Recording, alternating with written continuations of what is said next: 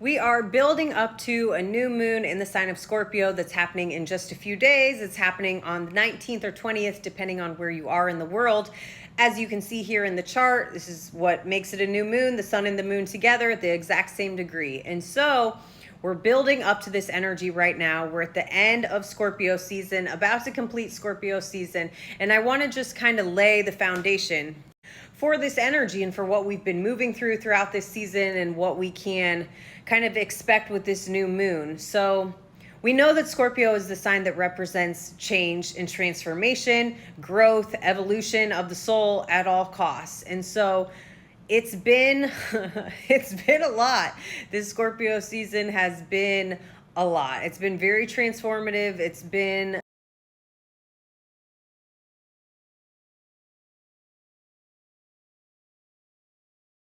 face uncomfortable truths about ourselves and about our reality. Scorpio is about digging in the dirt. It's about going down deep and pulling the things up to the surface that we need to look at, that we don't want to look at because it's going to challenge the ego. It's going to force the soul to grow and to evolve. And so again, Scorpio ruling the death and rebirth process. It feels like we've been moving through a huge death and rebirth portal throughout this Scorpio season with this fucking Mercury retrograde too. Has been pretty intense. That's going to end at the end of the month.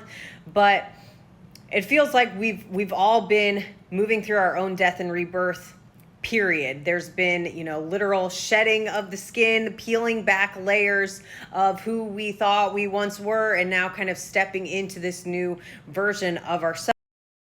The Scorpio season is really asking us to face some hard truths about ourselves, about our reality, about, things that we haven't wanted to address and to look at, because we know maybe that once we address these things or once we look at them, it's going to take some time to, to unpack it, to sit with it, to process, to kind of recover from it. That is the Scorpio energy. It's like learning a psychological truth about yourself that is a little bit painful. It could be very painful and a bit excruciating, but by learning that truth, you're able to heal. You're able to more fully integrate shadow parts of yourself. They're not left in the dark. You've brought them into the light. Yeah, maybe it's painful to look at it, but it's now in the light. So you can work with it. You can be conscious of that energy and you can do something with it.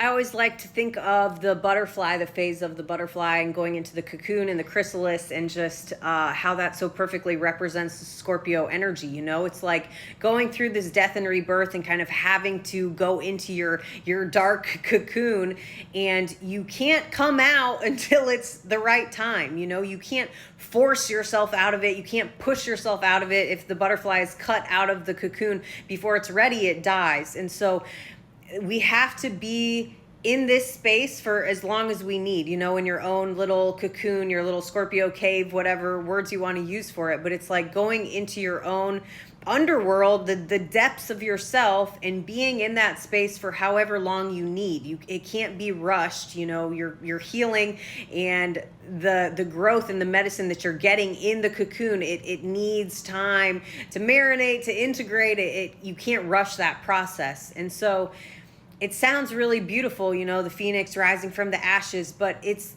excruciating pain, to let a version of yourself die off and to allow yourself to be reborn. It's having to sit in that in-between space of not knowing what the fuck's going on, when the caterpillar is, I don't know the exact anatomy, but when it's like in the chrysalis and it's like turns into mush, and it doesn't even know what it is, like it's not even recognizable to the self.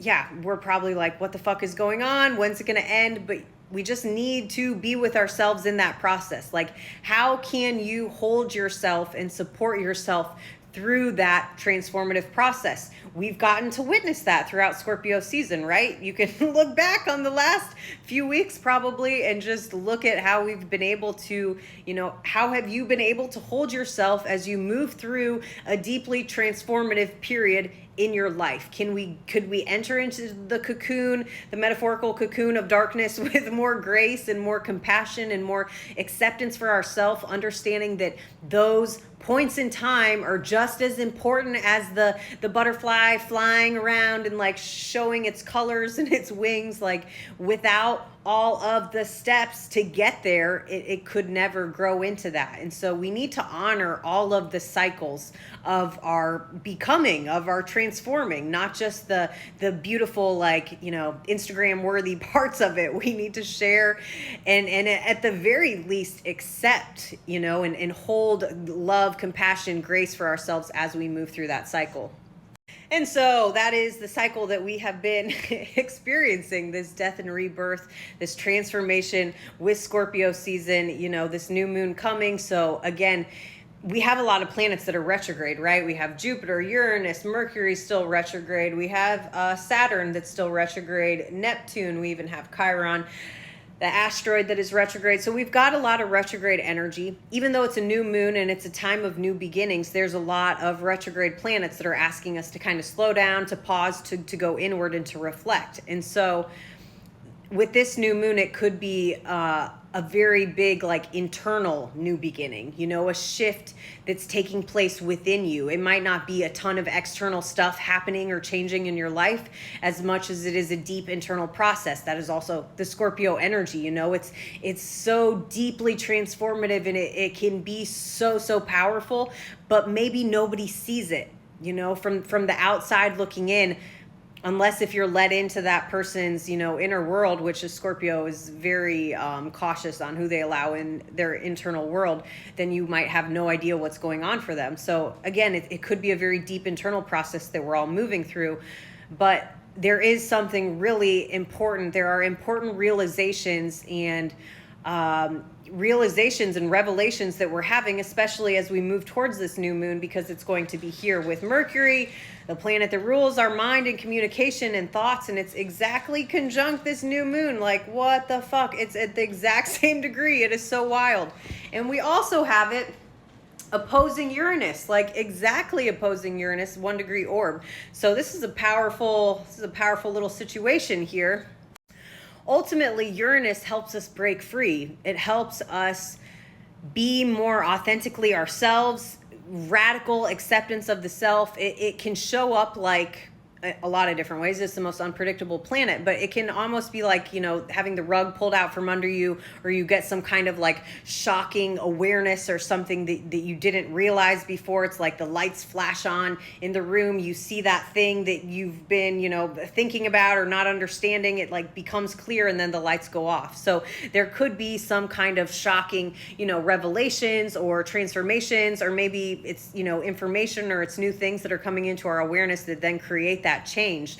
But Uranus is about, shock and awe, unexpected things. Ultimately, Uranus wants to help us break free, break out of the box that we've kind of put ourselves in, and help us connect with our radical self-expression. And so there could be some kind of message or something that comes through, or again, maybe it's just an internal insight that really shifts things within us, maybe it shifts our beliefs, it shifts how we move forward in the world, it shifts what we have been doing in our life, or how we've been kind of handling things, our own patterns or reactions to things. Maybe we get some kind of awareness that helps us see it from a different perspective, helps us be more of like the observer, kind of be more objective, and be able to kind of zoom out and have a new perspective on our situation. There is a lot to unpack here with this new moon, but this is just some of the aspects that we have going on. I'll speak more about it as we move closer to the new moon.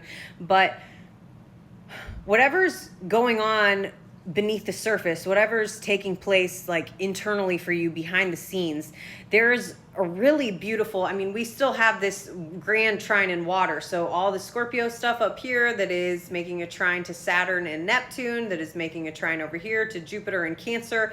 This is the beautiful, beautiful signature that's like kind of the underpinnings of the chart that's been going on for a while, this grand water trine. So the changes that we're making, the things that are happening internally, are connected to something greater, something that is connected to, we can even tie in the North Node here, but with our life's work, our life mission, the great work that we're here to do, there is something big that's taking place underneath the surface for everybody. So taking this time, this Mercury retrograde time, to really review and to reflect on things, and using the new moon as a chance to set new beginnings and new intentions for how you want to be moving forward.